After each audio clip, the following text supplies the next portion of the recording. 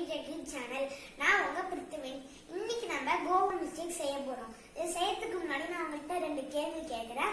முதல் கேள்வி, மலைக்கு நனையாத காய் எது? நான் இந்த வீடியோ கடைசியில சொல்லுவேன் நான் பதில. அடுத்தது, போருக்கு போற கிழங்கு எது? இது நல்லா யோசிச்சு வச்சிருங்க. நான் இந்த வீடியோ கடைசியில நான் சொல்லுவேன். இப்போ வாங்க நம்ம கோவா மிஸ்டேக் செய்ய போறோம்.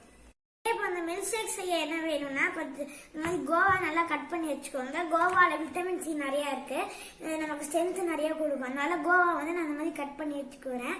இப்போ பால், அப்புறம் சர்க்கரை. நான் நாட்டு சர்க்கரை எடுத்திருக்கேன். நீங்கள் வெறும் சர்க்கரை யூஸ் பண்ணாதீங்க. சாப்பிடக்கூடாது, அது கெமிக்கல். ஸோ அது நாட்டு சர்க்கரை எடுத்துக்கிறேன். அப்புறம் 2 ஸ்பூன் தேன். ஸோ வாங்க எப்படி செய்யறதுன்னு பார்க்கலாம். இப்போ இந்த கோவாவை இந்த மிக்சிக்குள்ள நம்ம கொட்டிக்கலாம்.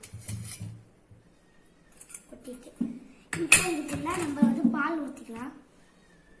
நான் 1 டம்ளர் பால் எடுத்திருக்கேன். ஊற்றிட்டு நாட்டு சர்க்கரை கொட்டிடலாம். ஓகே, இப்போ நம்ம போய் அரைச்சிட்டு வருவோம். ஓகே ஃப்ரெண்ட்ஸ், நம்ம போய் இப்போ அரைச்சிட்டு வந்தாச்சு பாருங்க. இப்போ இதுக்குள்ள நம்ம தேன் ஊற்றிக்கலாம். முன்னாடியே தேன் ஊற்றிடாதீங்க.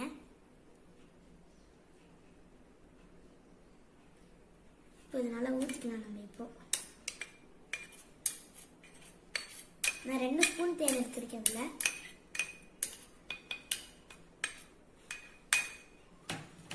நம்ம நல்லா மிக்ஸ் பண்ணிக்கோங்க.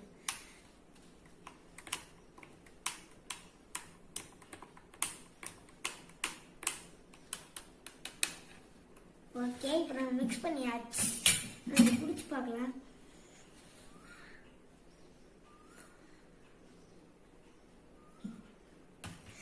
சூப்பரா இருக்கு.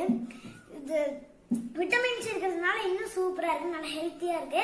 நீங்களும் இதை மறக்காம ட்ரை பண்ணி பாருங்க. நான் வீடியோ ஆரம்பிக்கும்போது நான் உங்களுக்கு 2 கேள்வி கேட்டிருப்பேன். அதுக்கு நான் இப்ப பதில் சொல்றேன். முதல்ல, மலைக்கு நனையாத காய் எது?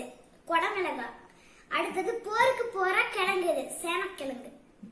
ஓகேவா? நீங்க நல்லா யோசிச்சிருப்பீங்கன்னு நினைக்கிறேன். ஓகே, இந்த வீடியோ பிடிச்சிருந்தா லைக் பண்ணுங்க, ஷேர் பண்ணுங்க, கமெண்ட் பண்ணுங்க, மறக்காம சப்ஸ்கிரைப் பண்ணிருங்க. பாய்.